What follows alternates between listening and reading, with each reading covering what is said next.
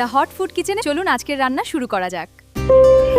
হঠাৎ কিছু খেতে ইচ্ছে করলে বা সন্ধ্যা চায়ের আড্ডায় এই পাকোড়াটি থাকলে বেশ জমে যাবে। শুধুমাত্র একটি কাঁচা আলু আর মসুর ডাল ঘরে থাকলেই ঝটপট বানিয়ে নিতে পারবেন। পাকোড়াটি বেশি মজা করার জন্য শেষে একটা সিক্রেট উপকরণ অ্যাড করেছি, যেটা দিলে পাকোড়ার টেস্ট বেড়ে যাবে বহুগুণে।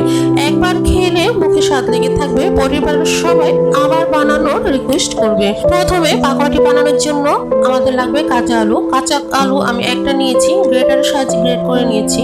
একটি মিক্সিং বলে ট্রান্সফার করে নিলাম। তারপরে এখানে অ্যাড করছি 2 মুঠো পেঁয়াজ কুচি।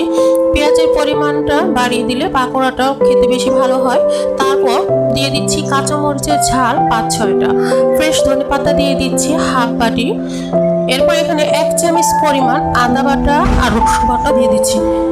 এরপর এখানে দিয়ে দিচ্ছি হাফ চামচ হলুদের গুঁড়া, হাফ চামচ দিয়ে দিচ্ছি লাল মরিচের গুঁড়া, আর দিয়ে দিব জিরার গুঁড়া 1 চা চামচ।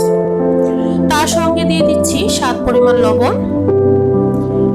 এবার হাত দিয়ে ভালোভাবে সবকিছু উপকরণ চটকে নিতে হবে।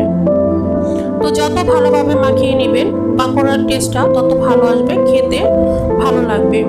তো সবকিছুকে ভালোভাবে মিশিয়ে নেওয়ার পর এবার আসল ট্রিক্স। এখানে আমি নিয়েছি ছোট চিংড়ি মাছ।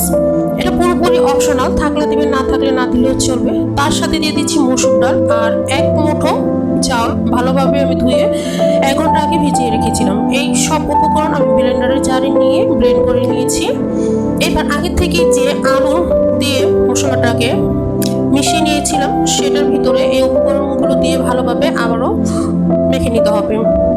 তো চাল আর ডালটা দেওয়ার কারণে পাকোড়াটা অনেক মুচমুচে হবে, খেতে অনেক সুস্বাদু হবে। আর চিংড়ি মাছটা দিলে ফ্লেভারটা খুব ভালো আসবে আর খেতেও দারুণ লাগবে। তো চিংড়ি মাছটা পুরোপুরি অপশনাল, থাকলে দিবেন, না থাকলে না দিলেও চলবে। শুধু মসুর ডাল আর চাউলটা দিলেই হবে। এবার সবগুলোকে আমি আরও কিছুক্ষণ হাত দিয়ে ভালোভাবে চটকে নিয়েছি। তো এবার এইগুলোকে আমি ভেজে নিব। তার জন্য আমি এরকম হাত দিয়ে ছোট ছোট করে নিচ্ছি। ছোট ছোট করে নিলে এটা অনেক মুচমুচে আর খাস্তা হবে। তারপর আপনাদের পছন্দ অনুযায়ী ছোট বা বড় করে সাইজ করে ভেজে নিতে পারেন। চুলায় একটি ফ্রাই প্যানে পর্যাপ্ত পরিমাণ তেল ভালোভাবে গরম করে নিয়েছি। এরপর এই পাকোড়াগুলো দিয়ে আমি মিডিয়াম আঁচে ভেজে নিব। চুলার আঁচটা যেন কোনোভাবে বাড়ানো যাবে না। চুলার আঁচটা কমিয়ে মিডিয়াম টু লো হিটে রেখে তারপর পাকোড়াগুলো ভেজে নিতে হবে। এতে করে পাকোড়াটা অনেক মুচমুচে আর খাস্তা হবে। তো এক পিঠ ভালোভাবে সুন্দর একটি কালার চলে আসলে উল্টে পাল্টে দিব। তো এক পার্ট করে আমি 3 থেকে 4 মিনিট ভেজে নিব। উল্টে পাল্টে দুটো পাশ আমি ব্রাউন কালার করে ভেজে নিচ্ছি।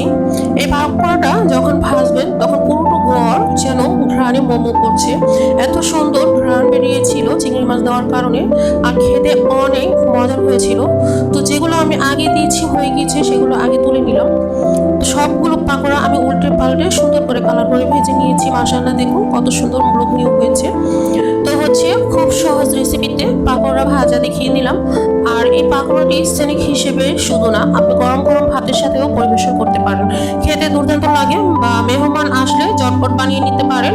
বিকালের চায়ের আড্ডায় এই পাকোড়া থাকলে বেশ জমে যাবে, খেতে দারুণ লাগে। আমি কিছুটা শুকনো মরিচও দিয়ে দিচ্ছি ভাতের সাথে খাওয়ার জন্য। খেতে এতটা সুস্বাদু আর মজার হয়ে থাকে, বাসায় যদি না করে খান তাহলে বিশ্বাস হবে না। তো আজকের রেসিপিটা আপনাদের কাছে কেমন লেগেছে প্লিজ কমেন্ট করে জানাতে পারেন। ভালো লাগলে একটি লাইক দিয়ে দিবেন, চ্যানেলটিকে সাবস্ক্রাইব করে পাশে থাকবেন। আরও এরকম মজার মজার ভিডিও পেতে আমার সাথে থাকবেন। আসসালামু আলাইকুম।